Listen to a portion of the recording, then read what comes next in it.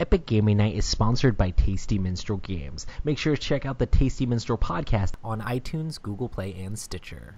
This podcast is made possible by the support of patrons like you. Thanks for your support.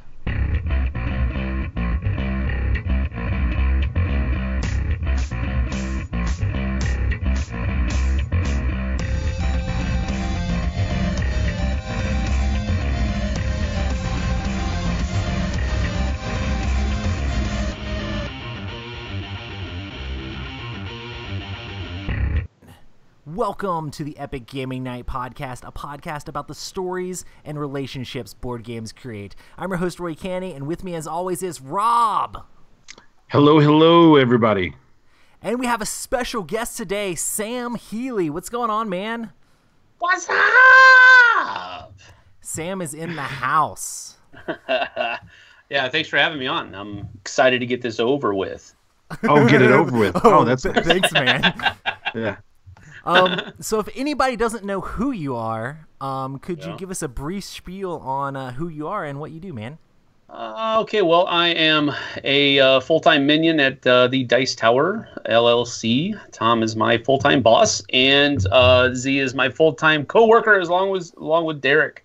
And we pretty much are board game reviewers and content creators and that type of stuff for our YouTube channel, the Dice Tower.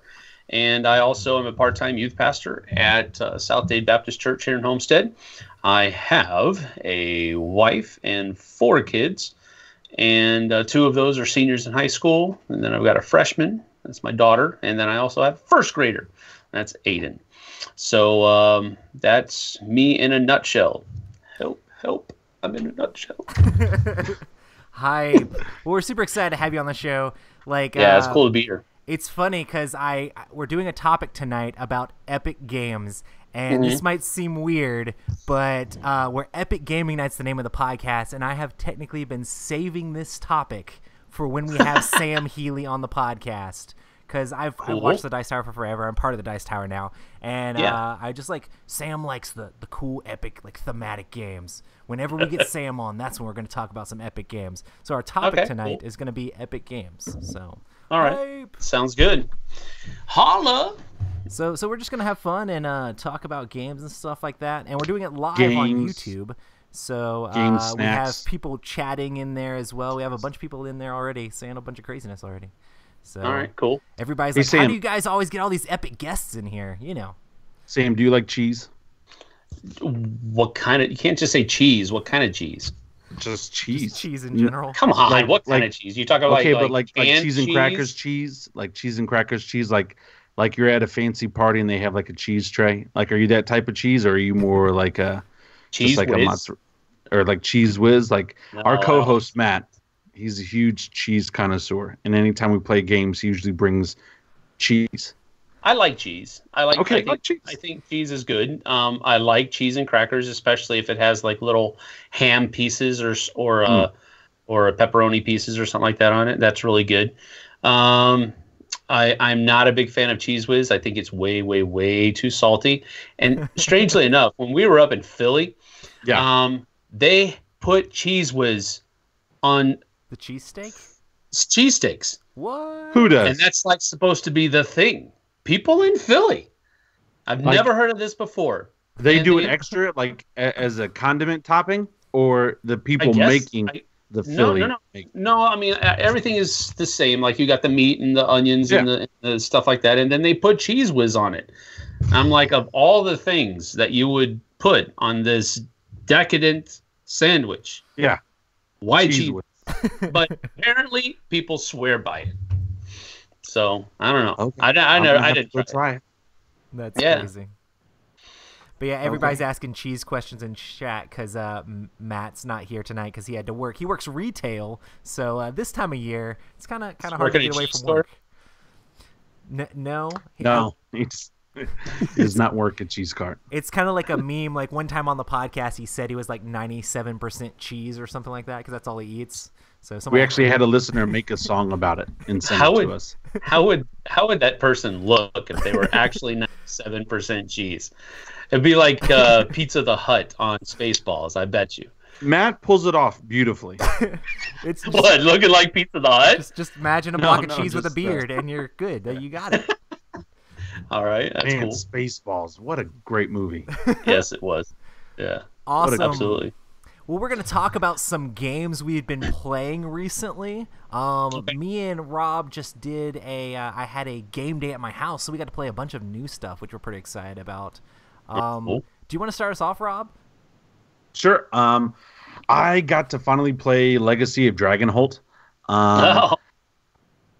Well, I say this. I spent 2.5 hours making a character for Legacy of Dragonholt.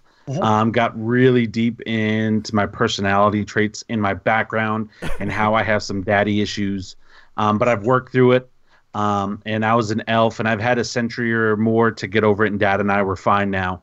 And then describing myself, that took a while as well, because to put this into words, there just wasn't enough room on the paper.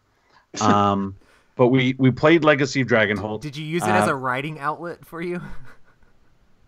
No, but my writing background did affect it a little bit, because like Matt and AJ, they would put like tall, got a sword, and I'm like this like detailed background story, all this other kind of crazy stuff going on, and they're like, yeah, I'm tall, I'm wearing armor, got some chain link on, and I got a sword in my left hand.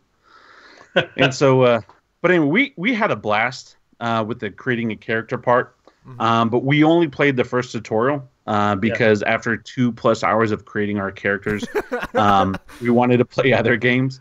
Granted, a lot of that was you waiting for other people to show up so you could play, right? But then after they showed up, it was waiting for them to fill out their stuff as we're talking and having a blast. We're just hanging out, which that's how I like to do games. Let's just hang out. Let's have a good time. That long of a game.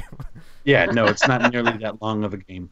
Well, yeah, we just did a live play of this a few days ago. It was right before the cruise happened, actually. And yeah, I think we spent like maybe 15 minutes on character creation. That's one of the. We were Googling stuff. We were asking for like certain names of things. We were getting into it. That's one of the strong points of this RPG, is that it doesn't take forever to create your character. No, we have a buddy who's his name is Ryan, and me and Ryan were really getting into it, like really, really crazy into it, and we were looking up certain words to put up in our background story that we would understand. And at one point, we just wrote in, "Ask Rob or Ryan for details," because like it was too detailed. But anyway, so what's we your played the character's tutorial, name? and my guy's name, his name was Apaximus, or AKA Jeff. And so I went around, I just had people call me Jeff. Did you say my name is Jeff a lot? Yeah, my name's Jeff. I just did that a lot. But Legacy of Dragonholt, you are pretty much playing an RPG game where it is a mix of Tales of the Arabian Nights meets Dungeons and Dragons. However, the big caveat of this game, in my opinion, is the fact that there's no dice. It was fun, but it was also annoying at some times. I like the game. I want to play it some more, where I actually create a character that I'm serious about, and I want to see how the campaign goes. Because the first tutorial mission, is fantastic. Whoa. What? You just spent 2.5 hours. Sam, you don't know me. Character. Yeah. That you're not serious about. Yeah. So how long is it going to take you to create a character that you are serious about? Well, I did such a good job on that guy. I'll probably copy a couple of his things, so it won't take as long. Okay. But we created people to do the tutorial. Yeah. Like when I want to do the whole campaign, I'm either gonna do it solo or with one or two people that I know I can meet with consistently on. Yeah. And so this was just to like get it played, get it out of the box, see what we thought about it. Learn the rules, which that's what's great about the tutorial. The tutorial of the game will teach you how to play the game. So it's a lot of fun. It's very simple. And then the next book in the game, so you go to a tutorial that's got like 8 to 10 pages in it, I think. And then the next book is like 50 to 60 pages. Right. So huge jump, which I'm really excited about. Yeah. The whole city, and it comes with a map and stuff like that. I'm very excited for that. The thing that I did not like is that it did not have dice. Dice is not terrible, but like when we did some of our combat, when you create a character, you're going to also get certain skills. And you have to pick 2 skills based on your race and then 2 skills based on your class. And then you have to have at least 1 more skill, and you're allowed to have up to 8 skills. Any skill beyond 5 is minus 2 points to your stamina. Everybody starts off with 14 stamina. So we all stayed in the 5 or 6 range. Yeah. However, there were certain times, like if Sam, Roy, and I were playing, you all get these activation tokens. After you've made a decision for the group, you flip your activation token over, and whoever's got one flipped over, who's still activated, they get to make the next decision, or you mix it out throughout the group. However, when we were playing, there were a couple scenarios where our guys that would have rocked that scenario, our activation tokens were already flipped down. And so some of our stuff was kind of comical. It was like, oh, you do nothing, run away and hide. Or like pansies, just go run over there. And so, it's definitely giving me the idea of making our group maybe not so diversified, maybe having a couple of the skills, having everybody at least some type of fighting skill or some type of negotiating skill or something. But like when we fought, like for example, Matt, he was this 8-year-old gnome. Actually, he was 8.5, and he was a gnome. He was like 2 feet tall. Baby gnome. But he was really efficient with the bow.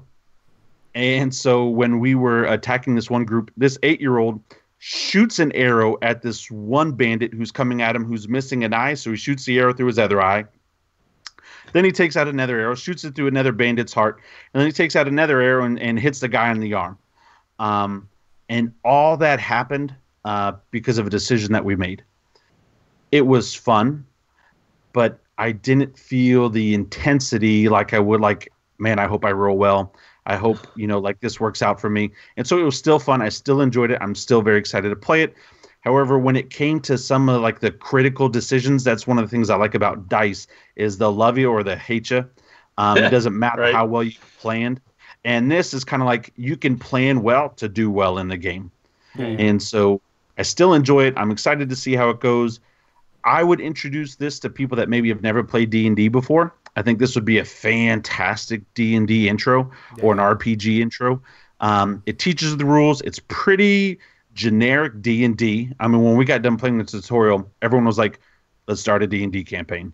So it's fun. It's good. It's got good story. I like the content. I hope they support it more.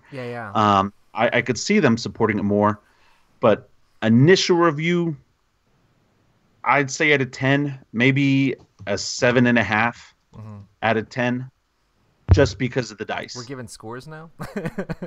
Well, it's just I had some people like ask me like what my thoughts were, or reviews or something like that. You guys were playing in the other room. It was ridiculous because I mean I could tell you guys were having fun because it was crazy loud in there. Was it because of my voices? All roaring and making crazy noises, but it definitely sounded like it's basically a collaborative choose your own adventure book. I don't know if it opens up and changes much once the game gets past the intro, but literally it's like you go and you have choices and then you pick choices. You go and you have choices and you pick choices. There's like 6 or 7 other books in the game other than the tutorial. So I would imagine that there's a whole lot of, there has to be a whole lot of content and variety in there. So my thing with the game was that I did get, I probably felt a little bit more along what Rob is saying here with the idea of missing some of the tension and some of the intensity that comes with, am I going to make the right roll or not? It was pretty much just flip to the right thing. And as long as I had the right kind of skill that the thing was looking for, I'm probably going to be doing okay. Now, when we did our live playthrough Z, in the middle of that fight in the tutorial, he made the decision to, I don't know, I can't remember exactly what it was, but I thought he should like go after this dude and get in his way, and he was like, no, I'll just catch up to him from behind. And we flipped the page, and he didn't have the skill that was necessary to do that. And I was like, dude, you're about to kill somebody. And so it's there, but it's not there because you're not rolling dice. You don't have all of these other skills. You're making decisions, but you don't actually know the decisions that you're making. The main decision you're making is your skills at the beginning of the game. Right. Yeah. Because if you don't have those skills, we actually had the exact same scenario pop up, Sam, where they were like, all right, I'm a thief. I'm going to try to sneak up from behind. And then when they got to the person, they didn't have like the agility skill or whatever it was. And so then the guy took damage. He took like 4 stamina damage because like he tripped over something and the guy caught his attention and like rushed him or something. Yeah. It was fun and it was cute. But again, I feel like if you could min-max the game very easily, saying, okay, you have this, you have this, you have this, and run through the game. Still fun. It's mostly like you're reading through a story together, is what it seems however, like, which is really play cool. This game, if you cooperative play this game, story time, you have to do voices. If you don't do voices, don't play the game. Yeah, that's true.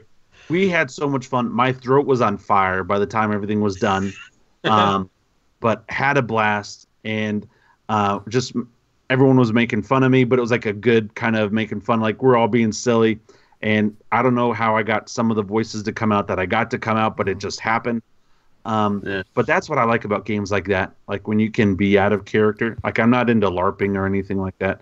But I just think for like a D&D or an RPG style game, if you're going to play that style game, play the game. Don't be your introvert. Come out of your shell. That's one of the things I like about playing with Sam is he's not afraid to make the voices. When we played Jim Blood Rage, you definitely got this Scottish voice going on the whole time we're playing Blood Rage.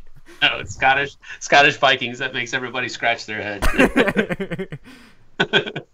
So yeah, that's cool. Yeah, that's what we did when we played through it. We're gonna play through it more because everybody responded to the feed that said that they wanted to see more of it. So we're going to do that. We're probably going to stay with the same characters. I'm playing a dwarf.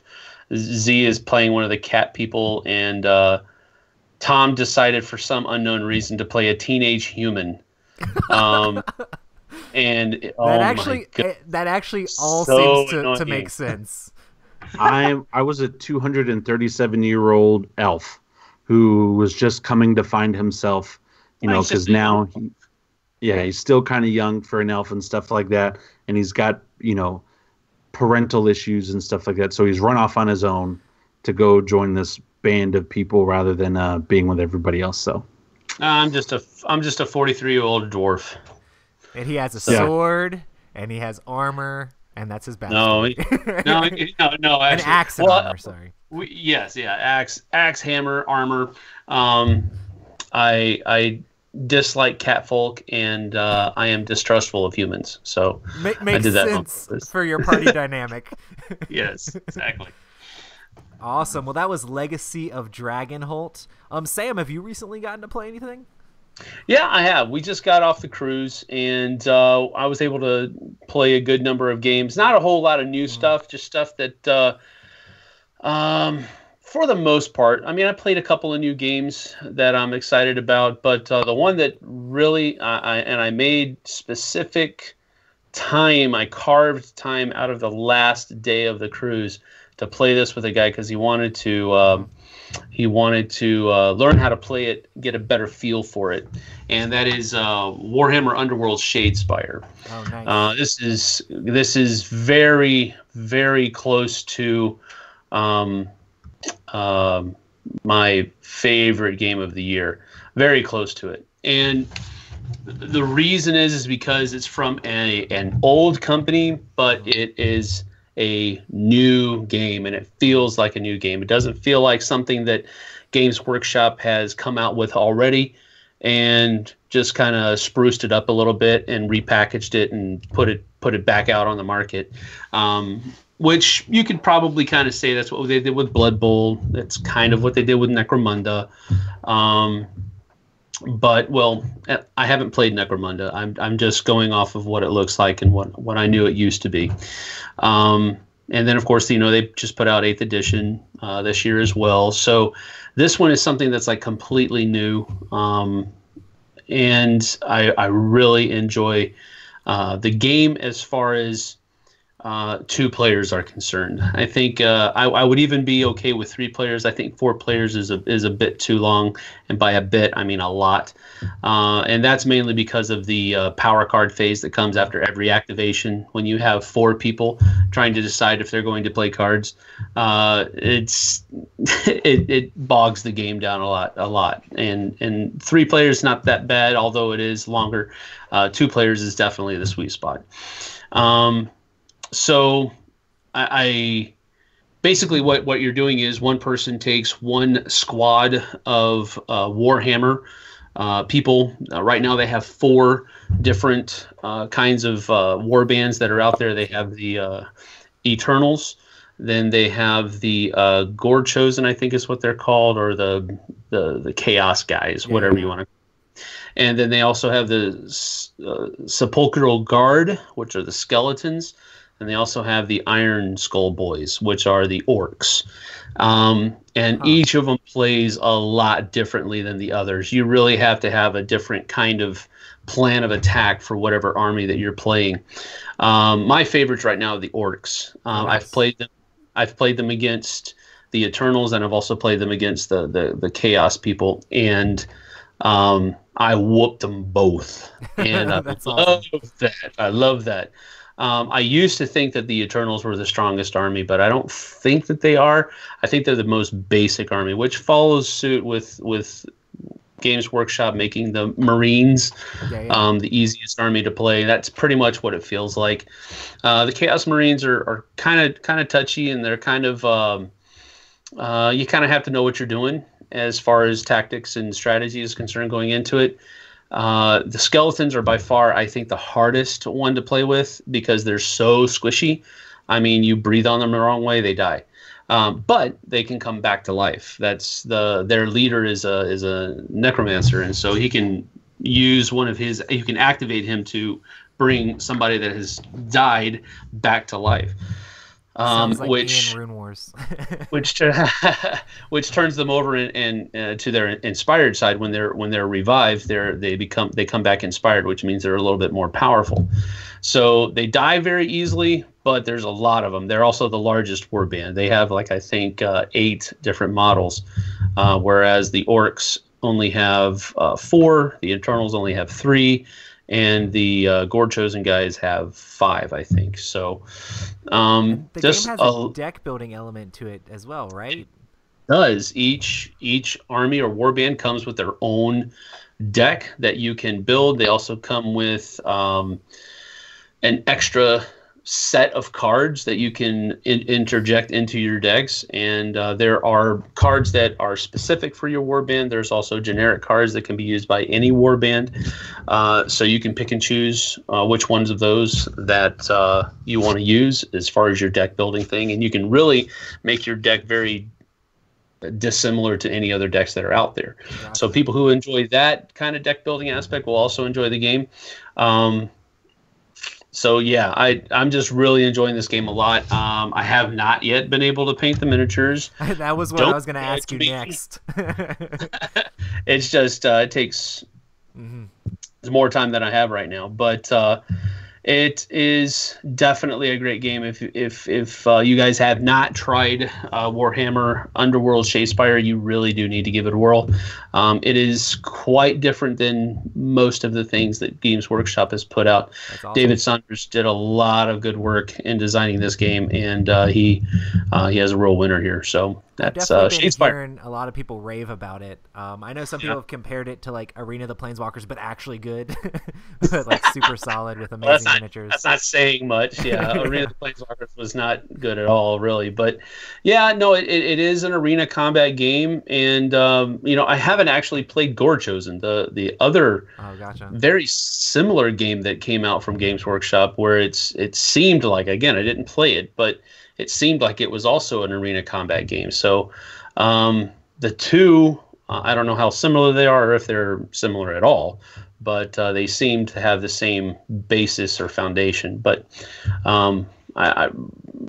if this is what we can expect from Games Workshop going into the future, then I have a lot of I'm very much looking forward to what they come out with.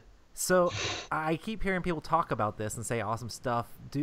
Do you know like what the price point is around? Because anytime there's some of this Games Workshop, I'm always just afraid immediately. Like, is this? Do you know if it's? I'll have to look it up probably. I'll look it up real quick. Let's see. But yeah, I'm just like, that'd be interesting to get into. But if it's anywhere near 40K style stuff, I'd be like, oh man, that's terrifying. It's not that. Yeah, no, it's not that. Looking at, wow, Walmart even has a listing for this. That's awesome. That doesn't seem They're getting right it all at over all. the place. Well, I'm showing just different. It looks like the core box is around $50. Well, that's not in bad. the core box. No, it's not. In the core box, you're going to be getting 8 miniatures, which is five of the Chaos Dudes, and then 3 Eternals. You're going to get 2 double-sided boards, dice, counters, rule book, all of that kind of stuff that comes in there. If you purchase the other armies, the skeletons and the orcs, then those sets come with the miniatures for them and then their respective decks. So if you want to play 3 or 4 players, you have to have 2 core sets, Right. which is kind of uncool. I wish they would sell a board or 2 boards, by themselves, or when you buy the orcs, they come with their own board. Or when you buy the skeletons, they come with their own board. Something like that. I wish they would do that, but I guess they're just not going to. You have to have 2. It's still cool that you can get into the game for that $50 price point, because I know a lot of the Games Workshop, they've been doing a lot more board game stuff, but a lot of their board games are like $100, $100. I'm just like, I don't know if I can afford that game. I guess their model up until before Shadespire was simply, we're going to put everything in one box. We're going to put a whole bunch of models in here so that the people who are playing our tabletop miniatures game will buy this just for the models. And then, hey, you get a game that comes along with it. And now they're making a game that you can buy for the game.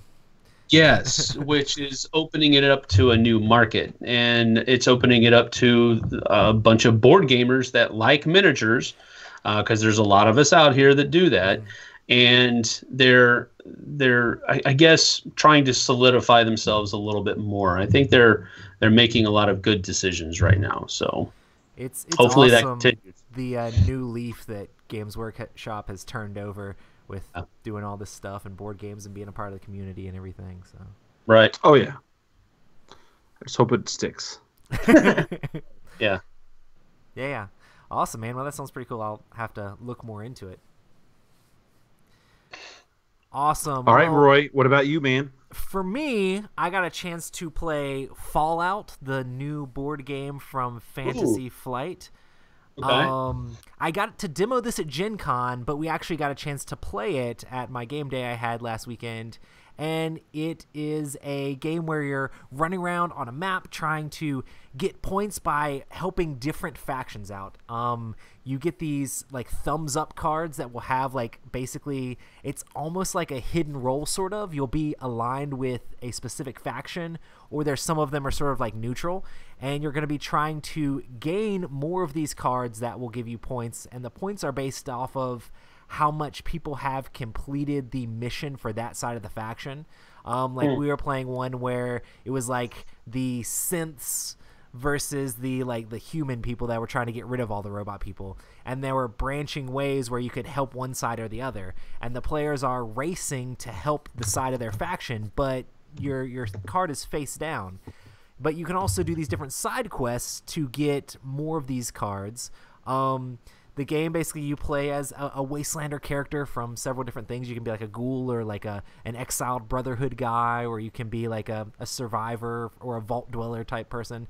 And you're going around trying to go to the different locations where these quests are going to be appearing. You can explore like different ruins and things you find. You can go to towns and spend caps to get like upgrade.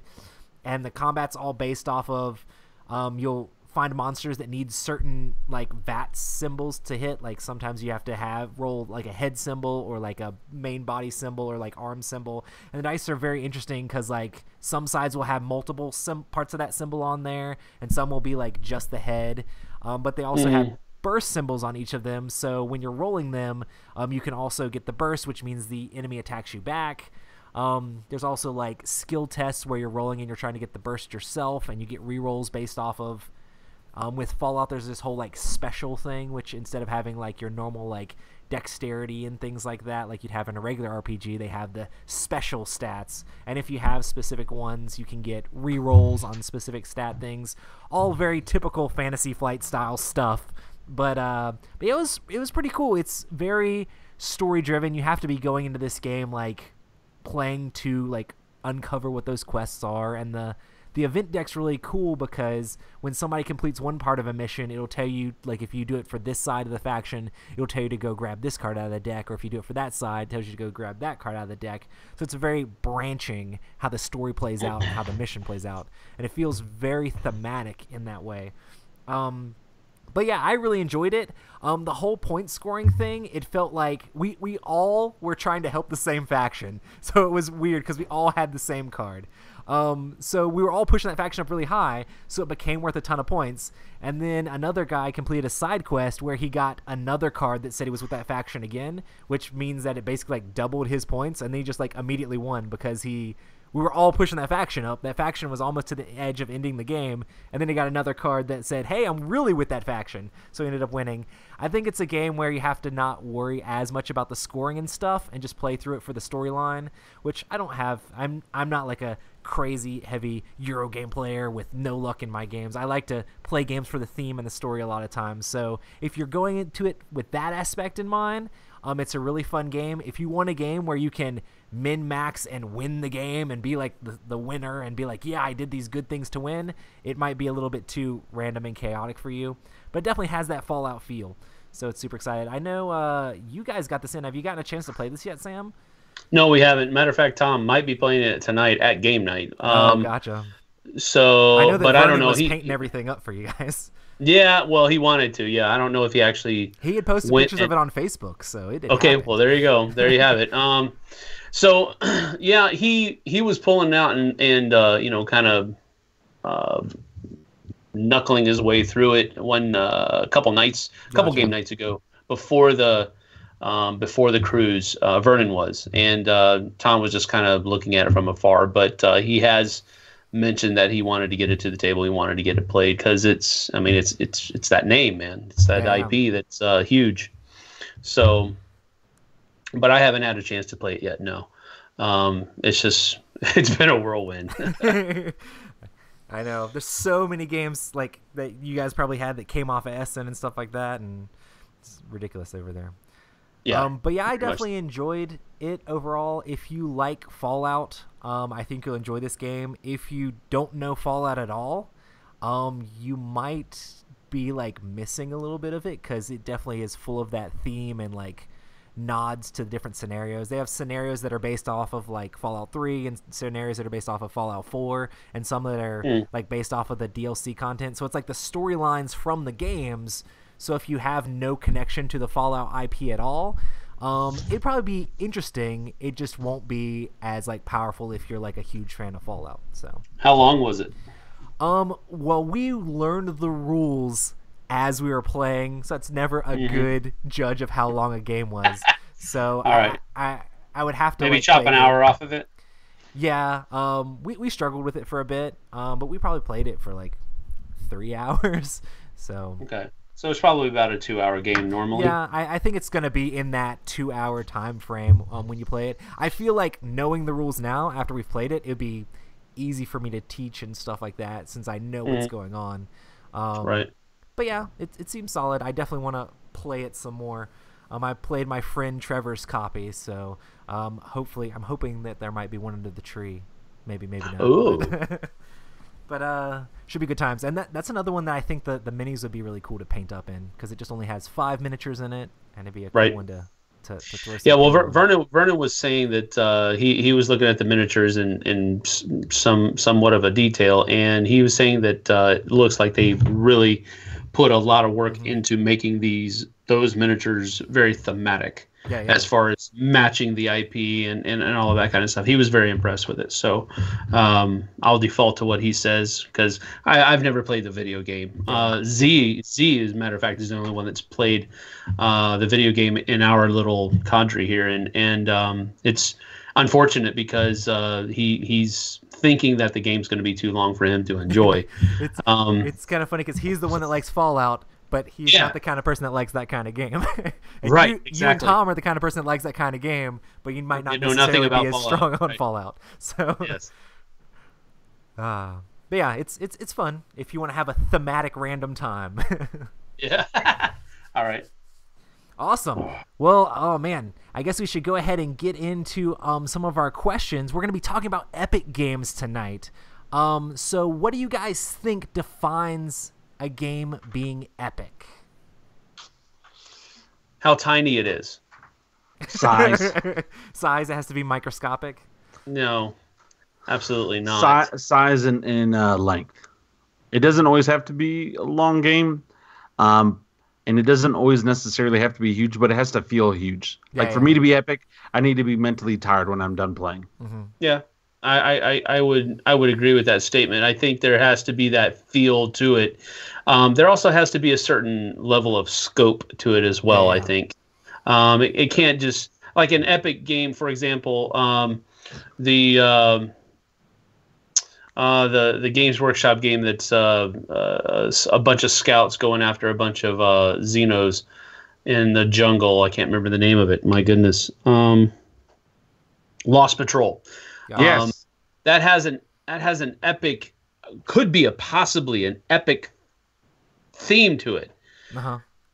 But it fails to feel epic because it's just one squad going and it's being attacked by a number of different xenomorphs, but it's just one squad, so it's not epic. Yeah. Whereas on the other end of that spectrum, you have something like a TI-4, where it is a galactic scale struggle, and it's hugely epic. So I think I definitely lean more towards that huge epic game for it to be that way. So unit count definitely helps in being epic. Absolutely, man. If you have, if you've got a million units on the board, well then yeah, of course it's gonna feel epic. But see that's there has to be a balance there as well. It can't just be all about how many units you have on the board, because Risk, for example, you usually will have a lot of units on the board, but I wouldn't really consider Risk an epic game. It falls just shy, just a bit shy of the mark for me. So it's not just about how many units you have on the board. There has to be more to it. Yeah, but I think it's also the story that comes with it too. Right. I think that legacy element could push it over the edge sometimes, depending on your group. Risk Legacy, for me, they were certain boards of Risk Legacy that I played, because I've played Risk Legacy 8 times all the way through. So you'd say sometimes it could be not epic, no. and sometimes it could be all the way through. Yeah, I've played it a lot, and I've won. Buy 8 copies of this game? I myself have bought 4.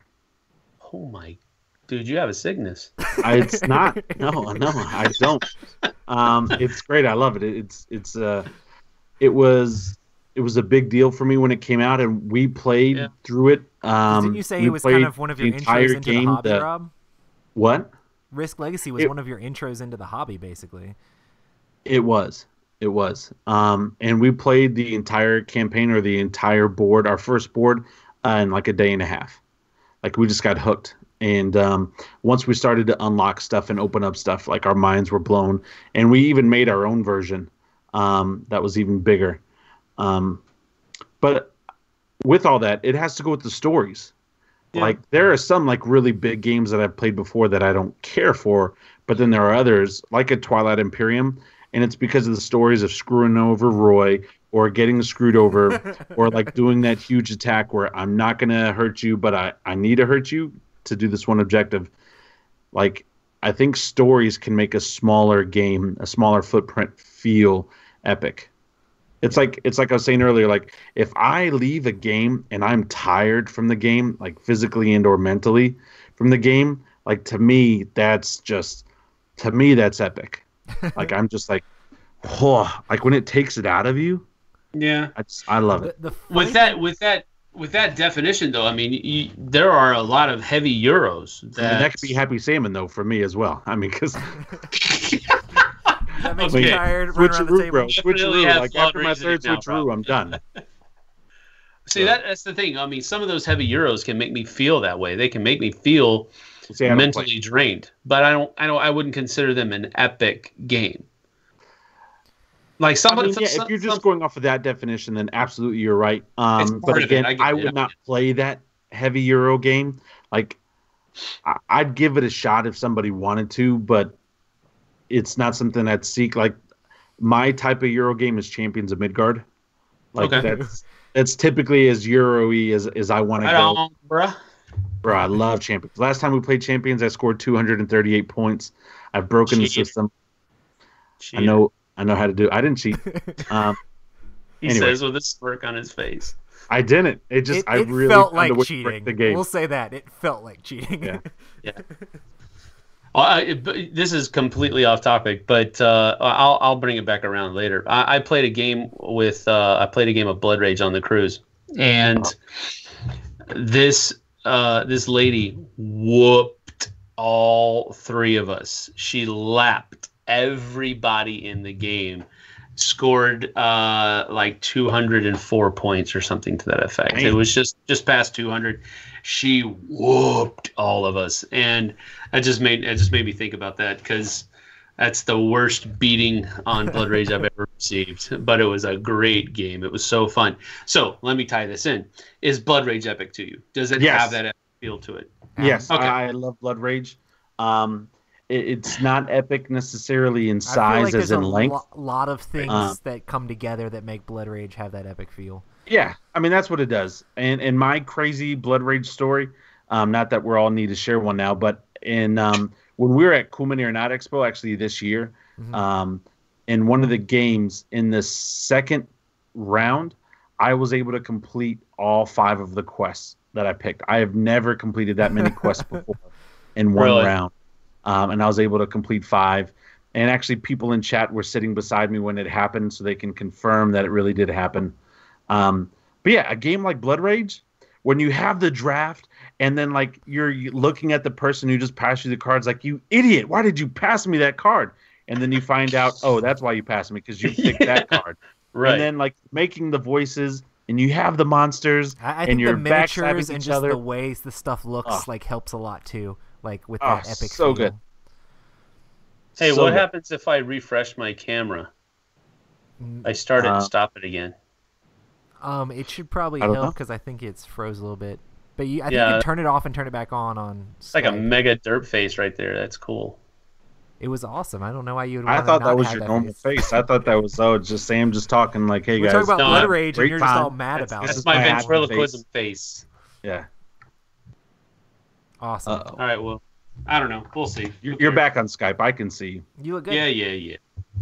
All right. Yeah, I didn't mean to shoehorn Blood Rage in there. I just that was. No, it's a good pick. It is good. I think that's a good one. Let's see. What about? We're not Tom and Z. We're not going to get mad at you every time you mention Blood Rage. It's okay. Thanks, guys. We're here for you, man. We enjoy Blood Rage also. So cool. You do Blood Rage. I do Game of Thrones, and I've probably lost Game of Thrones more than I've won Game of Thrones. But I just love it so much. I have definitely lost Blood Rage more than I've won it. I definitely. But I don't care, right? Because it's like one of those games I just love, and it's fun.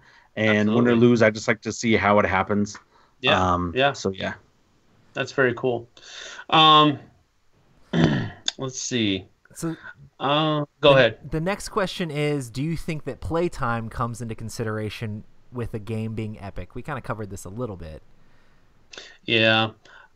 Sometimes I guess it almost has to, because if you have, some of the things we've said, if you have that deep storyline, if you have those.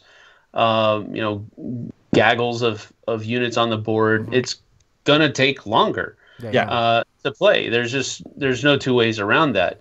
I don't think it's a necessity, but I think it's probably a natural, or maybe even a foregone conclusion, that big epic games are going to take longer. I mean, even just the word epic, like the word epic comes from like being a like long, giant, like story poem thing. So like, I feel like long is part of the word epic sometimes, just because it has to be a little bit long to have a story that's drawn out and epic, you know, in scope. So, but yeah, I think if there's a game that looks epic and it doesn't have like a nice, like at least depth and length to the game, I think people will get upset sometimes when they're like, man, this game looks amazing and it has amazing miniatures and just looks great and a giant board and amazing, but the game's just doesn't have the same epic feel. I feel like sometimes there's games like that. Well, what about something like Alien Artifacts? Alien Artifacts was supposed to have an epic feel to it. Matter of fact, it was supposed to be like this 4X card game. Yeah. Have you guys played that one yet? I played the prototype at Dice Tower Con, and then I played my friend's copy when he got it as well. So I played it a couple times. But yeah, I wouldn't say that it is a... I think I actually heard a podcast where Ignacy was like reeling back on the calling it a 4X thing, because he's like, if people hear 4X, they're going to have an image in their head, and that's not what this is. It's like an engine building card game. It's basically like a simpler to play Race for the Galaxy. It's not like you're not conquering other empires, really. So, well, you are. It's just so abstracted that it doesn't even feel that way. But I mean, I think it does. It's one of those games that I think the theme captures the epicness, but the gameplay doesn't feel epic. Yeah, just so I think it's a weird kind of two sides of the same coin almost, where you it was definitely built to supposedly be epic, but it just doesn't carry through the gameplay. Yeah, I think that one's one that's just like, I mean, it's fun. It's a fun game. But it's a good game. It's a good game. Very good game. I wouldn't put that epic or 4X label on it, because I mean, first time I played it, I was like, this is going to be a 4X card game. What's it going to be like? I'm like, that is nothing like 4X. I'm like, it was still good. It was still fun. No, yeah, technically it is a 4X card game, but the problem I mean, with it has all the X's of 4X, but it doesn't meet the definition of what 4X is. Because 4X, if you're talking about a video game, is this whole area control taking over different areas, which is a huge part of that. So yeah. But yeah, so boom, awesome. So what do you guys enjoy about epic games? The stories, like I love it, win or lose, like after the game when it's like something memorable. That's why I go back to play those games, because a lot of the epic games that I play they on average take about, let's say, 2.5+ hours, anywhere from 2.5 hours all the way to 10+ if we're playing TI3 or TI4. And so I want it to be a memorable experience. And so the story for me, when I get done playing the game, that's what I consider to be epic. Like last time we played TI3, and we all screwed Roy over because he made the dumb mistake of trying to complete all the objectives by like round 4. And we're like, no, we're only 2 hours in. I was too high in the points, so everybody had to. So everybody, and then we even had the vote card where we could like Senate kill him, where he basically couldn't do anything. Hey, don't be giving Sam ideas on what to do in Cloud Imperium games with me. Absolutely loved it. Absolutely loved it. And I wouldn't love it if it weren't things like that. Like if it weren't something that like we'd want to talk about on the show. Like just to play the game is not enough for me. I want an experience. That's cool. That's a good answer. I'm probably pretty similar to that, because I like to do that with a whole bunch of different games. I mean, usually even games that I didn't enjoy playing, if there were moments within it that I remember, I still think fondly upon those games, even though I didn't enjoy playing them. Like, for example, one of the most memorable, it wasn't a good experience, but one of the most memorable experiences I've ever had was with Cutthroat Caverns. And it came down to, it was like the last or very close to the last round of the game, and I did something to the guy that was sitting next to me to where he missed his damage or something to that effect. I can't remember exactly what happened, but it ended up with him throwing a glass of water in my face because I ticked him off so bad with having done that. So that's an epic negative experience that I had with a game that I didn't really enjoy that much. I mean, I haven't played it in over a decade, so that should tell you something. No, I didn't hit him. Oh man, come on! What in the world? Throat punch. I mean, I got time. I got up and walked away from the table because I really, really, really, really wanted to hit him, but I didn't. But it was just one of those things where, and I've seen the guy since at a couple of different, at a convention in Texas that Z and I went to, the West Texas Tabletop Con. I've seen him there, and we've talked about, and we've laughed about that experience, how that story has stuck even after having, really not played that game very much, very often. So the storyline, the not necessarily the storyline of the game, but the stories that come from playing the game is one of the things that I really enjoy, and I think that's what Rob was saying. But in addition to that, I think one of the things that I really enjoy about that epic nature is that usually you have multiple things that you can do on your turn, and there are many different ways to achieve victory, not just one tried and true thing that everybody's clamoring for. You can kind of go and do your own thing. As a matter of fact, the first time I ever won TI3, I did exactly that. Everybody, I mean, it was a 6-player game. Nice. And everybody was fighting with everybody else. And I was just kind of sitting back going, that's the way to do it. And eating my popcorn, and pretty much everybody was just like annihilating each other. And I was just like, I win, and it seemed kind of boring, but it was so fun just watching everybody beat each other up. I think I was involved in maybe 1 or 2 battles the entire game, and the game lasted about 4 or 5 hours. So we all knew what we were doing, so it was a pretty quick 6-player game. But it was a great thing. I just really enjoy it, and everybody was trying to do their own thing. I did my own thing, and who came out on top? Crystal's in chat, speaking of Twilight Imperium, asking everybody how to beat us at Dice Tower Con, since we're supposed to be playing a game together of Twilight Imperium. She's like, how do I beat Sam and Roy in Twilight Imperium? I need help. Crystal, this is what you need to do. Make sure you take Mechatol Rex in the first turn. Just make sure that happens. Yep. And if you nobody will want to mess with you after that.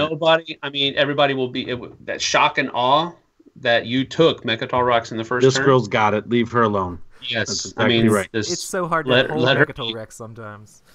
Yes, I'm sure nobody will try to take it from you. And Sam's like, and I'll inch towards your home system. Exactly. We'll keep the home fires burning for you.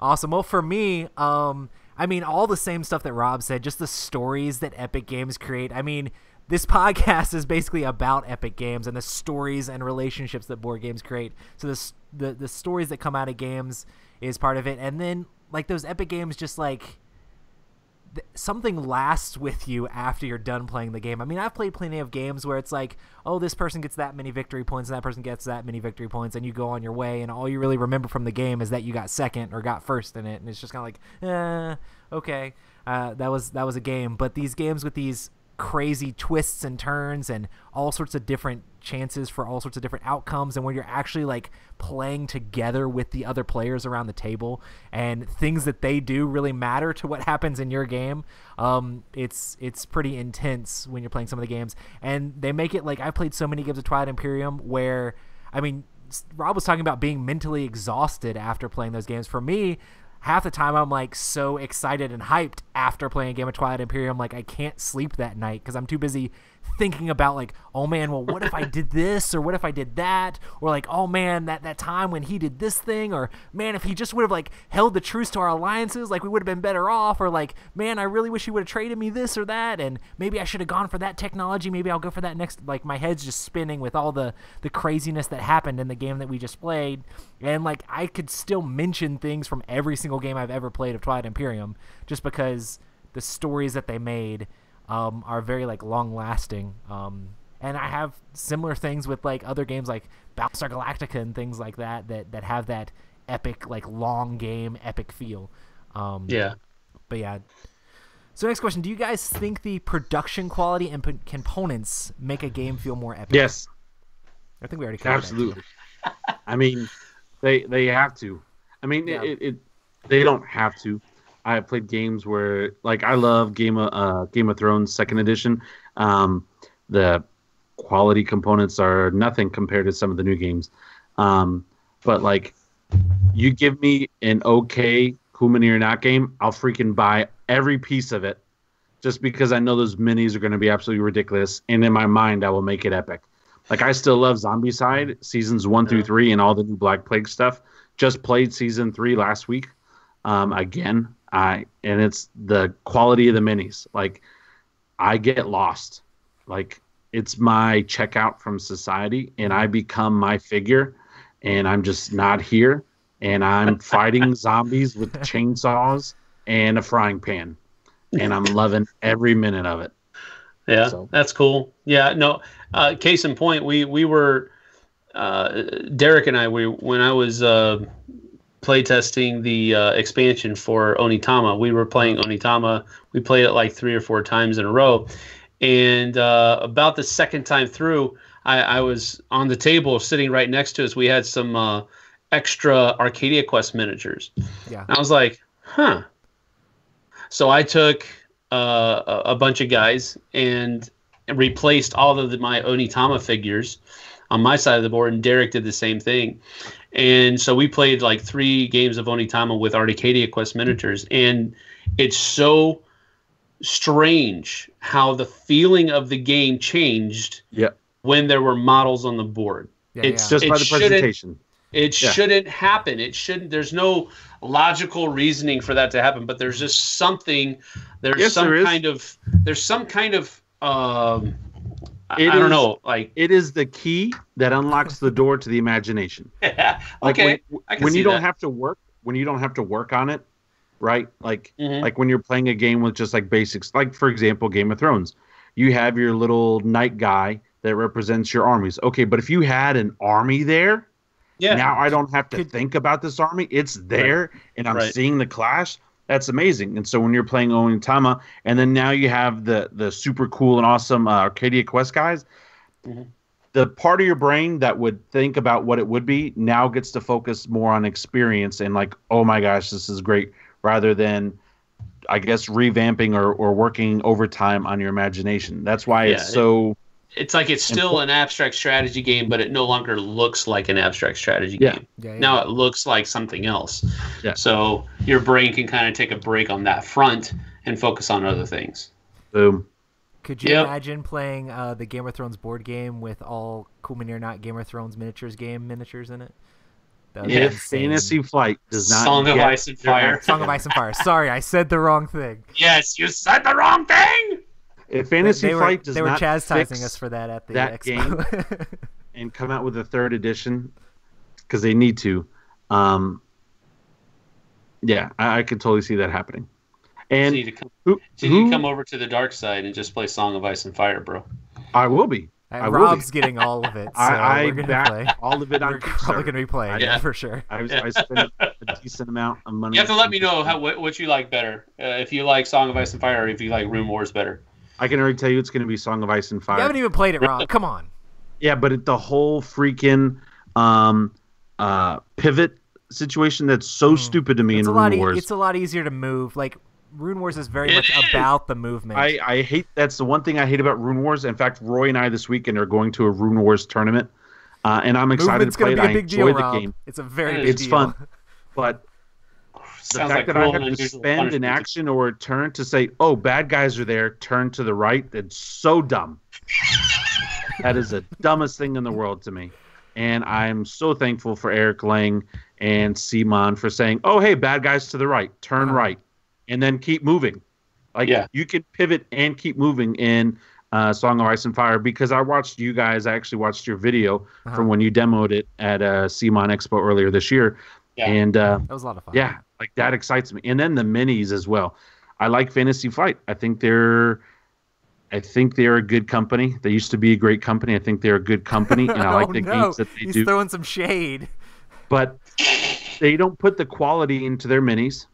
Nope. And the thing that scares me about Fantasy Flight and Rune Wars is I don't think they're going to have the support for it long term that I think Cool Mini or Not. If Cool Mini or Not can actually make some okay money off of Song of Ice and Fire, I think they will go crazy with the books and unlock a lot of stuff that we've wanted other companies to do, because they've done that with Zombicide.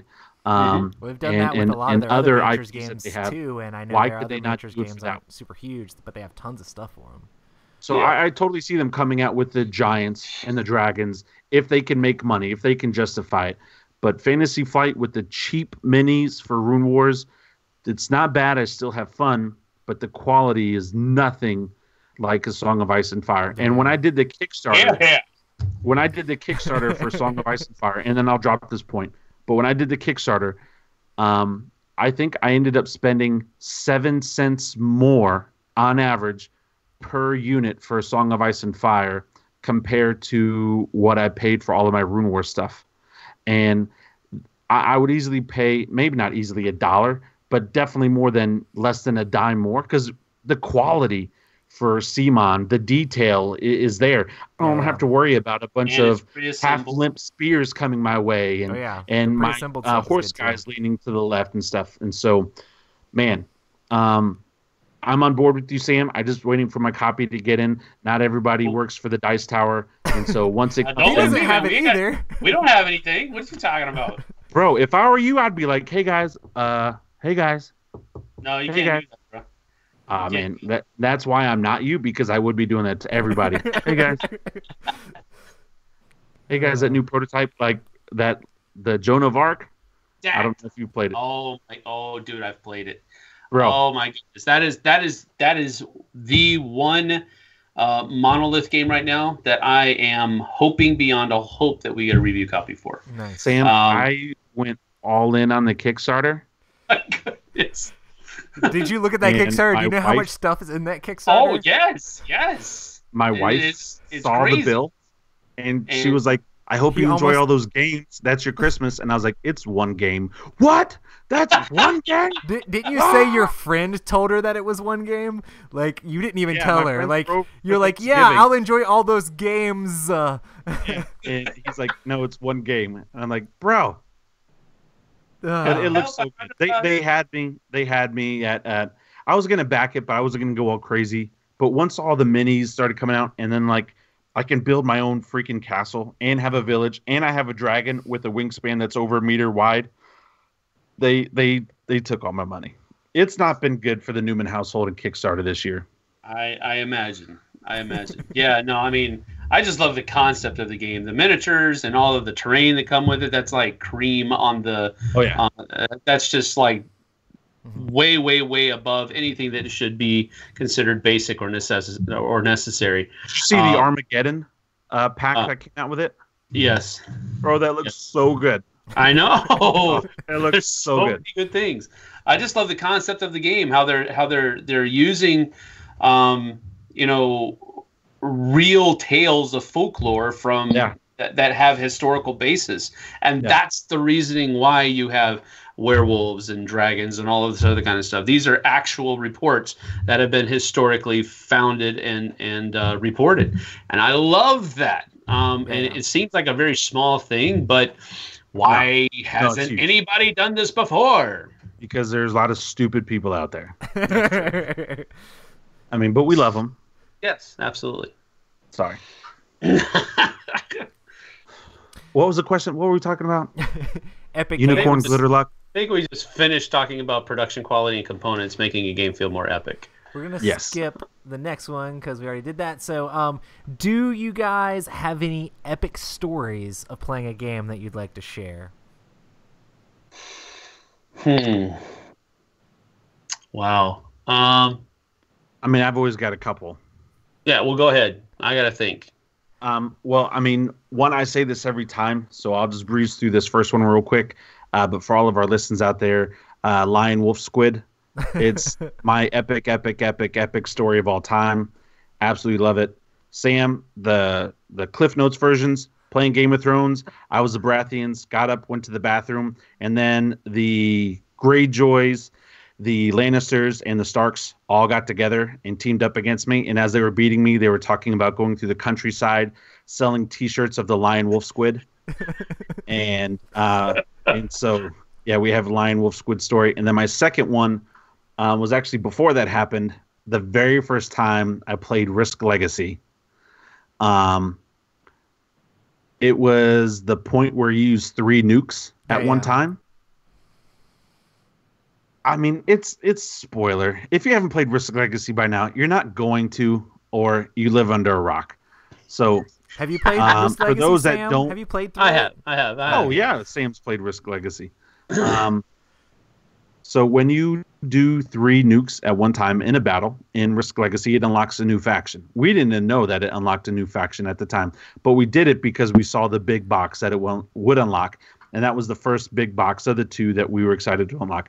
However, it was my best friend's son and one of our other friends who this battle was going to affect.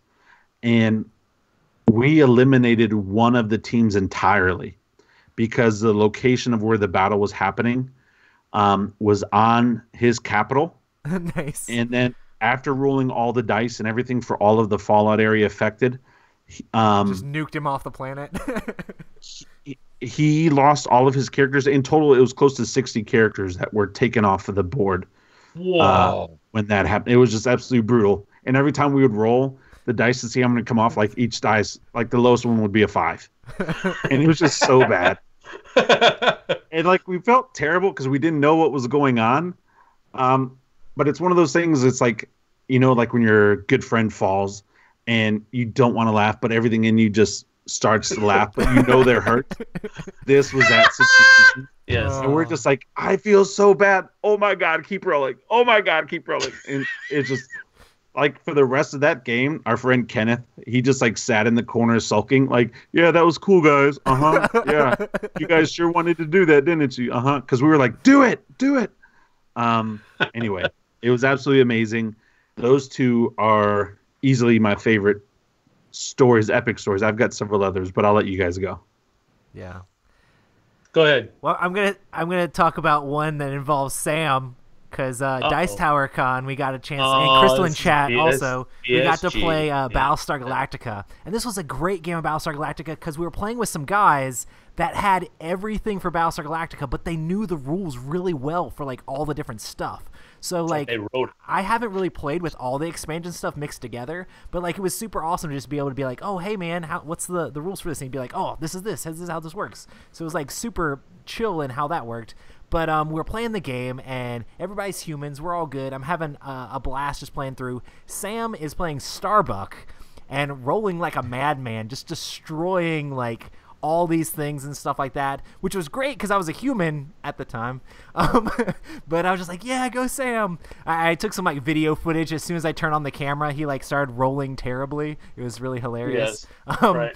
But yeah, we were having a blast playing and everything like that. And then the flip happens. It always happens in Battlestar Galactica, and everybody gets passed out a new loyalty card. And I look at mine, and mine says you're a Cylon, and I'm just like, what do I do?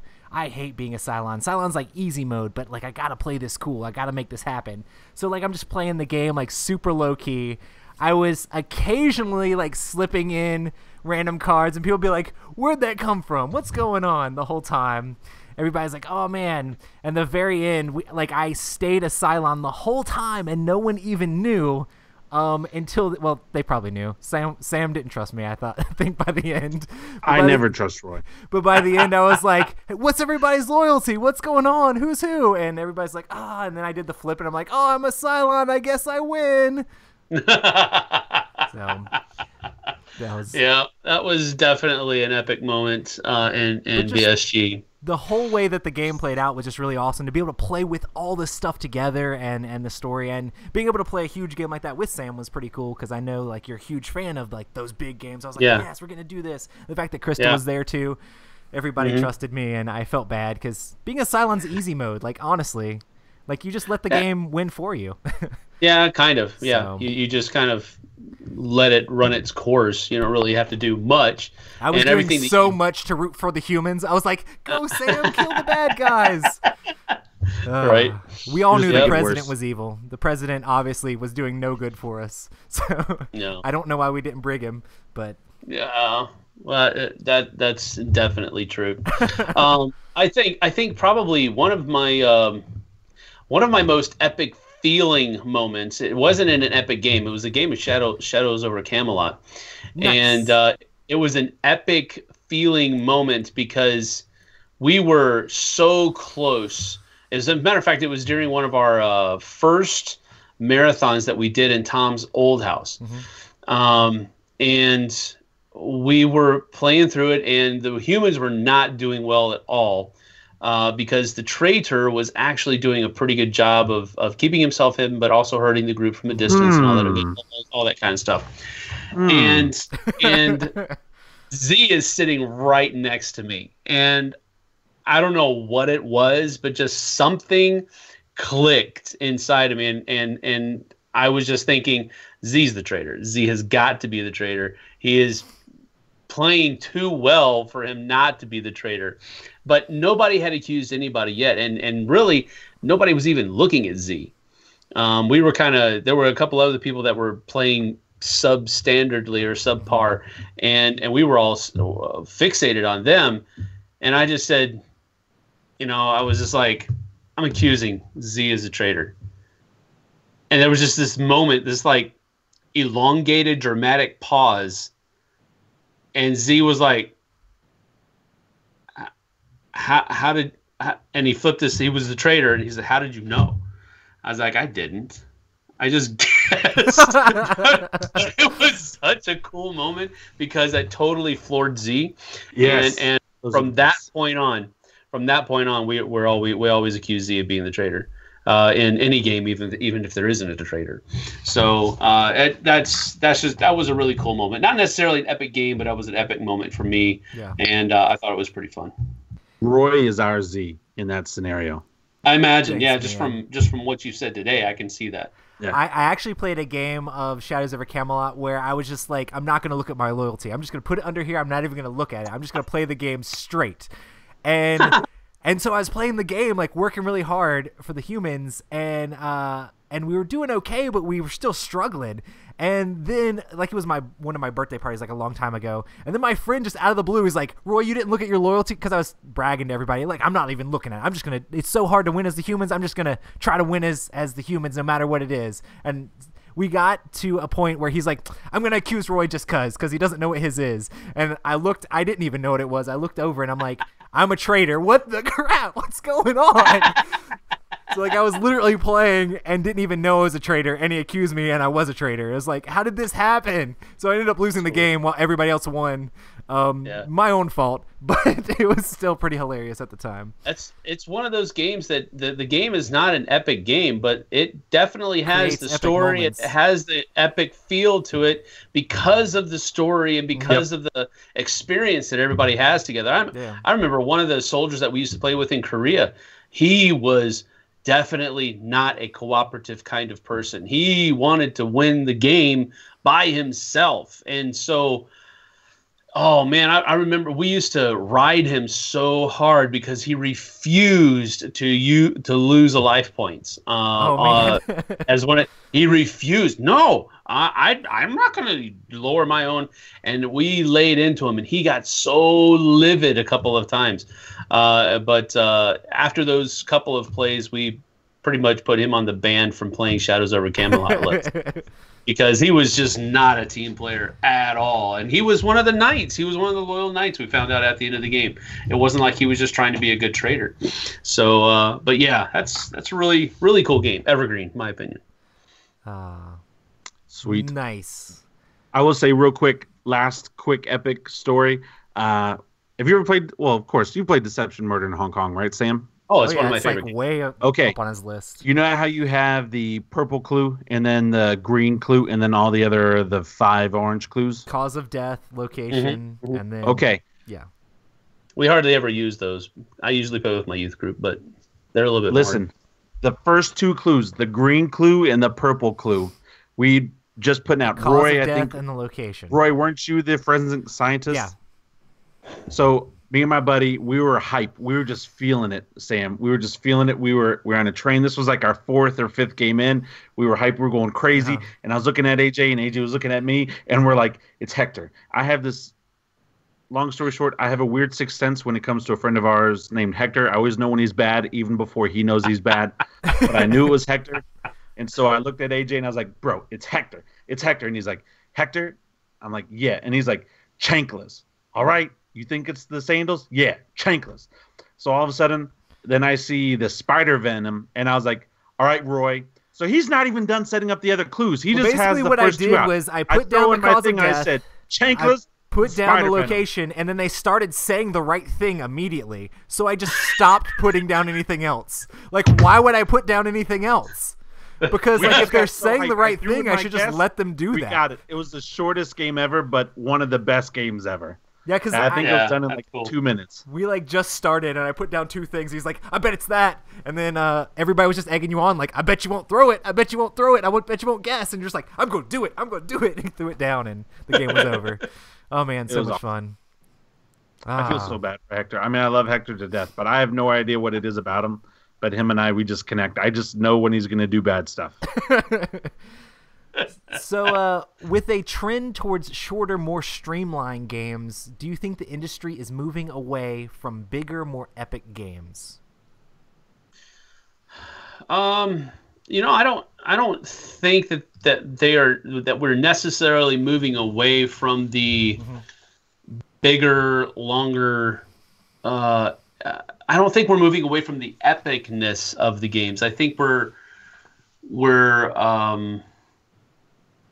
I don't want to use the word streamline because that's the word you used in your question, but we're coming up with better ways to play those big epic games, so they don't have to take as long as they used to. I'm a perfect example of this, in my opinion, is TI4. It took TI3, a massively epic game that has a massively epic time length to it as well. And it didn't massively truncate it, but it did streamline it so that it is not as hard to teach. Therefore, it doesn't take as long to play. Because that's really the hump with a game like TI4 is getting over those first couple of plays where the people are kind of sussing out the game and figuring out how to play it and figuring out what they can be good at and what their race should be doing in order to get further along in the game. Having an easier to teach TI4 greatly reduces that learning curve. And I think that's what we're seeing. I don't think we're necessarily seeing a shift away from those longer games because, I mean, good night. Look at Gloomhaven. Look at Seventh Continent. Look at all of these legacy games that you literally have to play for, anywhere from 12 to 24 hours to get them to their completion. That's a long, epic game. It's split up into little bite-sized portions, I guess you could say, but you're still playing the game for a long time towards completion. So I don't think we're moving away from the long, epic games. I just think we're finding new ways to make those long, epic games be more palatable to a greater number of people. For sure. Hear, hear. I would also just throw in that the industry, I think we're still in that golden age of the industry, and so many more games are coming out, and good quality games are coming out, that you're maybe not hearing about as many big games, but there's still just great games coming out, whether they're big like the Gloomhaven or the new TI4s or all these legacy games coming out. But I mean, we were just talking to Sam before the show. This year alone, he's played 80 brand new games. Mm-hmm. Yeah. You weren't doing that in the 90s. You weren't doing that in the early 2000s. Right. And that's not even holding a candle to all of the games that did get produced. I mean, there was over 80. There was like 100 plus that came out at Gen Con alone. Right. So I mean, 400 something games at Essen or something like that. Well, that one's a little bit different because they say I don't know anything about a that lot. came out since last Essen or whatever counts or something like that. Well, no, not even that. I mean, some of those were like European versions of games that have already been released in America. Gotcha. So they weren't necessarily new, but they were new to Europe. Yeah. So nice. Awesome. Well, I think there's definitely room for more epic games, and I think that there's a lot of companies that strive to make those epic games, and Kickstarter's definitely been a boon for people that want to make those epic games with the Gloomhavens and the Seventh Continents, like you're saying. There are still those huge time sink of games are definitely still coming out. Mm-hmm. Yeah, I agree. Is there a theme or intellectual property that you would love to see made into an epic game? Yes, and I've been talking about it for years. We need a new edition of Queen's Gambit in the Matrix universe. That would be so ridiculous if we could have the Matrix Queen's Gambit, where you have Neo fighting Mr. Smith on one side, and then you have the battle. And now that I mentioned, I can't remember the name. Zion. You have the Battle of Zion on the other side, and then in the middle, you have everybody running around trying to keep Neo alive, or maybe in the middle you've got that whole path to get Neo to fight Mr. Smith at the end. Trying to keep people from unplugging Neo. I mean, that would be awesome. I mean, I would love it. I just think the problem with it is maybe the IP is too old, and so not so many people want to jump on it. But I think at the same time, get a company, because you could probably get that IP for a lot cheaper now than you could in the past. But that would be so amazing. Or a really, really, really, really well done, but I'm almost too protective of it, but a really, really, really well done Stranger Things game. If they could do that, then I'd be on board. But first, Matrix. Well, they have a game out that's called In Between. Nope, not the same. Get away. I know it's not the same. Let me finish, punk. Bro. But it definitely has that Stranger Things vibe to it. It's only a 2-player game, so I know it's not the epic stuff that you're talking about, but that is there. So, I already said it. I think Hellboy is ripe for a possibly epic game in it. I mean, if each player can take a member from Hellboy's team, and go out. Tannhauser? Yes. As a matter of fact, I talked about this at PAX Unplugged for our top 10 games that need a sequel. And I think it was my number 2 or number 1 was take Tannhauser, put it in a Hellboy IP, and run with it. And each player can be a member of Hellboy's team, and they go off and they fight all of these different things. It could almost be like maybe a cross between Tannhauser and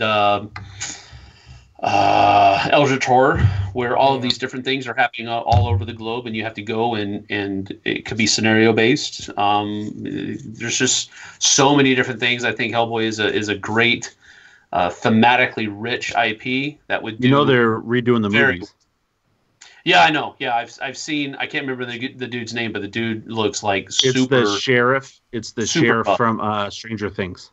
Oh, nice. That's him, really? Yeah. He looks just like the old guy too.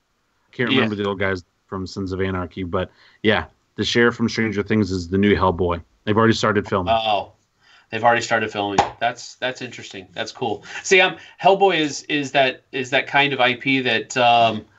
I'm leery because they could take it too far in the wrong direction for me personally. Yeah. But I hope they just stay on that like cosmically weird alien vibe, and they don't delve too deeply into the whole demonic thing that is definitely a possibility. But anyway, that's just me. But I think Hellboy IP Epic game would definitely do well. Awesome. What about you, Roy? You had more time to think about this question because you wrote it. I should have actually thought about the question when I wrote it down. That would have been a good idea. Oh man, there's so many different things that'd be great. I mean, one thing that was said in chat that I completely agree with. Crystal said Tron, and the more I think of it, Tron would be a great IP for a big game or an epic style game. It'd be interesting to see how you'd make that super epic. Like, would it follow the whole like area instead of just like one person, or be interesting? I don't know. We got to ask Crystal. Otis does not feel like Waterworld. Sorry, Darth. Dude, Waterworld would be a cool epic game. No, not. You don't like Waterworld? Get out of here. Bro, Waterworld was a terrible movie. Kevin Costner and his fish gills and web. What are you gonna drink? Pee. No, that was that movie. Never mind. We'll just agree to disagree. But that movie was terrible. Urine is like a currency. Maybe I just liked it when I was a kid. I don't know what's wrong with me. Well, sure. As a kid, it's a great movie. I haven't seen it in a long time. So, good times. What is your all-time favorite epic game? Well, I think my all-time favorite epic game is kind of my favorite game of all time. That's Blood Rage, with a close second of TI4. Nice. That's just that's the easiest question you've asked me so far. That's a no-brainer. Yeah.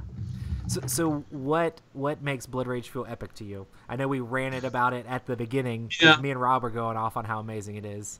I think for me it's I was talking to a couple of people on the boat during the cruise, and it's the fact that I've played this game probably close to maybe 30, 40 times, and I'm still finding combinations that I was like, whoa, never seen that one before, and people are, and it's not that I'm finding them, it's like people are using them against me, and I'm like, whoa, never saw that one. Okay, how do I stop that? I have no idea because this is the first time I've seen it. It's that kind of thing where it just seems like it's one of those playground games that there's just so much you can do in it. There's so many different possibilities, especially when you add in all the other stuff that came with the Kickstarters. And because I always play the game with I always play the game with gods, and I always play the games with mystics. I add everything in, and that's how I play the game with Healey. No, I don't actually. Matter of fact, I've only played the game once, if I'm remembering correctly, maybe twice, where I actually had my miniature on the board. So that really has very little to do with my liking the game. The fact that I can teach the game with everything in it, and it's still that hard to teach, I love that. And then the fact that it's so easy to teach, and it's like now you let them go and have fun, and that's what an epic game feels like to me, where you just feel free to do whatever you want to do. I mean, sure, you're restricted with the cards that you draft and all this other kind of stuff, but really that's where you kind of get down to brass tacks with it. So I just really enjoy it because it's that playgroundy, I can do whatever I want and you have to try to stop me type of thing. Yeah, for sure. For me, I mean, I always rave about Twilight Imperium on here all the time. I've played 3 a ton of times. I haven't gotten through a full game of 4, another hopefully under the tree game.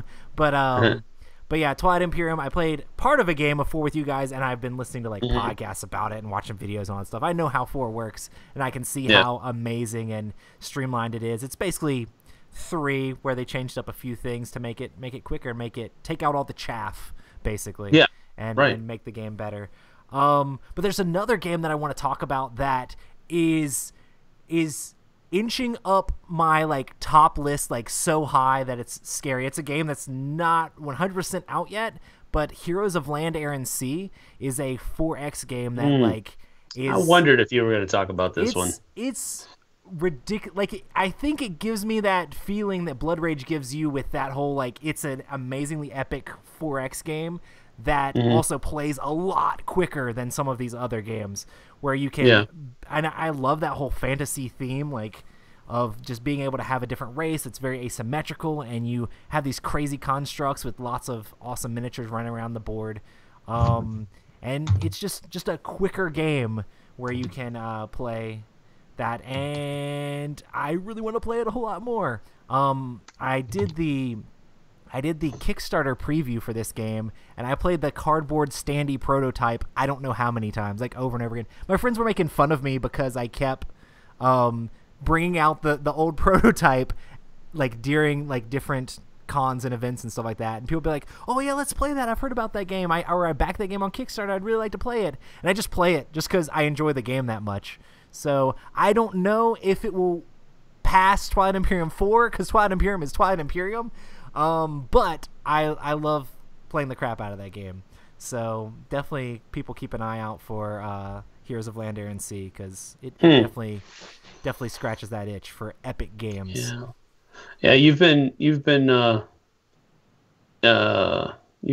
tempting me with that game ever since I think Gen Con is the first time you mentioned it to me. Let's play. I'm coming down to Florida right now. Let's do it. I highly doubt that, but no, yeah, I'd be open for it. That's for sure. Yeah. So we can come over and play. He's like, if you can get to Florida, let's do it. I ain't paying your bills, but yeah, come on down. Okay. They got air mattresses in the studio. No, I'm just kidding. Wow, we could. So, what about you, Rob? What is your favorite epic game of all time? I don't know. It's tough. There's so many good like epic games out there. So I would have to continue with my favorite game of all time, and it's not what you guys would consider epic, or maybe you might. But Mansions of Madness Second Edition. I absolutely love it. And I love it for the reasons I was talking about earlier, for the story, for the theme, for the mental pressure puts me through, for also the ability to escape and become my character and not worry about what's going on. I just love it. And I love that the game can range from an hour-and-a-half game to a 5 to 6 hour game, depending on what scenario I pick. And now with the second edition, with the app-driven storyline, how you can play it multiple times and it's not going to be the same outcome every time, and it's not going to be like you may have the same layout of the museum or the house or something, but you're not going to have the same layout of where items are or people are. Absolutely love it. It's just so hard for me to say is something better than that for me personally. And I love also how it's co-op, because it's for a huge epic game. There's two sides of me. One is like that individual where I want to win, or like I want to die on my own sword if I lose. And then the other side of me, it's like we're the Goonies and let's go through this story and all survive together and get the Pirate's Gold. And Mansions of Madness scratches my Goonies itch for me. I just think it's such a solid and complete game. And plus I own everything for it. That's not the only reason why I consider it epic, but I absolutely love it. There's definitely an epic amount of stuff for it when you have everything. Well, there is, and that's just true. like when we did the last playthrough that we did, Roy, at the museum, I absolutely loved it, and it was such a mystery, and we're yelling at each other, "Give me the Bible! I'm going insane!" No, it's my Bible. Sam, I need the Bible. So Rob started the game with a King James Bible card, and what it does is you can exhaust it and heal anybody's sanity around you. Literally, Robert Newman would not share the Bible with anybody. He wouldn't read the Bible to us. I was saving myself. Dude, you're doing it wrong. He was standing in the corner reading the Bible to himself, and we're like, dude, we're going insane. And he's like, nah, man, don't got time for that. And I'm just like, what's going on? Here's the thing, you're Sam. the worst Bible holder ever. Come on, man, share the Bible with us. I, too, was also going insane. I, too, was also going insane. In fact, if I had not read the Bible, I would have gone insane before anybody else had gone insane. So literally every single person went insane except for Rob. But Thanks. I saved my sanity. Thanks. Like I'm calling your pastor. I'm not even joking, Rob. I'm calling him to tell him on you. You can call him. Call him. My favorite part of that game is Roy's like, guys, come save me. Brandon's gonna come kill me because he went insane. He's gonna come kill me. So what does Rob do? Rob runs across the map to go save poor helpless Roy. And then what does Roy do? He doesn't say thank you. He doesn't say, oh man, it's great I'm not alone in this room. He says, bro, give me that Bible. I'm like, no, man. No, I didn't want you to give it to me. I just wanted you to read it to me. You're like, I don't got enough actions for that. Listen, we need to solve the mystery. If you want to read the Bible, it's too late. It's funny because then immediately my character went insane, and then I got a condition that says that I have to die before the end of the game. So I just immediately started doing stupid stuff to kill my own character. It's all your fault, Rob. It's all your fault. I love that game. I absolutely love it. Awesome, guys. Well, Sam, can you tell us a little bit about the stuff you're doing on the Dice Tower before we close this up, and all that? Sure. Well, coming up today we just released a Miami Dice for Merlin, the new game from Queen by Reineck and Michael Reineck and Stefan Feld. Mm-hmm. We just released that. We just recorded a top 10 games of 2017. That's going to be releasing here in the next couple of days. We're also going to be doing top 10 surprises of 2017. I'm going to be doing a list of top 10 redos, sequels, 4th editions. I wonder if that'll be on the list. A little bit later. So that's what we're doing here. Review wise, I'm going to be reviewing some games like Pie Town from Renegade Game Studios. I'm going to be reviewing Tao Long from Thundergriff Games. What else? I've been in jury duty both days this week, so I'm really kind of out of the loop, and I'm not really focused in on. Just be like, yeah, I'm going to do a review of jury duty. Spoilers. It stunk. 0 out of 10. Yes, 0 editing. Done. To the prince. So that's that. Tomorrow morning, I'm going to be putting the final touches on Throat Punch Lunch, which will be released tomorrow afternoon. Yep. So that's coming out too. Dice Steeple, Dan and I just released a new episode that we recorded while we were on the cruise, talking about a ministry that Dan is in the preliminary stages of getting started working with. Nice. One of the homes home networks in his hometown. So that's coming. We're going to be talking with Jeffrey Allers. He's a board game designer that lives in Berlin, and he uses board games to work with the Syrian refugees that are in Berlin. Awesome. And this is going to be kind of like an update episode. We're going to do that next. I need to contact Jeffrey tomorrow to nail down. I've already talked to him at Essen, and he wants to do it again. But that's going to be our next episode, I think, is just having an update from him to see how he's doing. He is also starting to work with another company that is based somewhere here in Florida, if I remember correctly, where, and again, the exact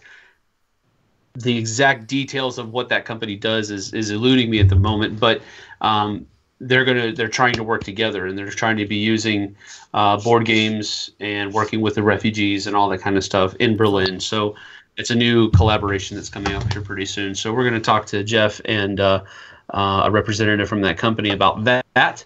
So that's what's coming up for the Dice Steeple. And that's pretty much it. Our Kickstarter is starting in January. I think Tom said like around the 4th or 5th or something like that. Nice. Maybe the 6th is when it was going to start. And that means we're also going to be having another marathon pretty soon. We're going to be doing our D&D session, one-off session here pretty soon as well. So we've got a lot of stuff that's kind of coming down the pipe, and you guys are always running over there at the Dice Tower. It's getting pretty close on a lot of different things. Yeah, so I think a lot of people are going to be very happy with the Kickstarter stuff that we're going to get in this year. All the different promos that we have. We've been contacting companies. Well, I don't know. I better not say too much. I don't know what I'm allowed to say. Nobody listens to our show. It's gonna be cool. You can say whatever you want. No, I better not. But it's going to be cool. I think everybody will be pleasantly surprised with the things we come up with. So, a quick question. Yeah. The Great War. What are your thoughts? The Great War, I really enjoy it. I think it's, first of all, trench warfare is not very splashy, not very exciting. It's just a lot of sitting around doing nothing, waiting for somebody to make a bad move. So Great War comes at that with a fresh light. The game actually plays very similar to Battlelore. Nice. Because they have the magic in Battlelore, the magic system where you can spend extra magic to do certain special things. Well, you do the same thing here, but it's in command points, not magic points. So that's there. I've not played the tanks expansion yet with it. Need to get that done because I really want to. But something that I'm really looking forward to is I just got from Richard Borg. I just got Command and Colors Tricorn, the Revolutionary War which is it's coming out from Compass Games, but it's the Revolutionary War Commands and Colors game. So looks really cool. Has a butt ton of blocks and stickers in it, and that tells you how much I like Richard Borg because I stickered all of it. Yeah, there's a lot of cool stuff coming down the pipe. So stay tuned. Sweet. Awesome. Well, thanks so much for coming on the show. If anybody wants to get in touch with you or wants to find any of your stuff, where should they look for that? Well, most of my videos are put up on the Dice Tower YouTube channel. I don't put stuff up on my own YouTube channel. My Twitter handle is at SamHealey74.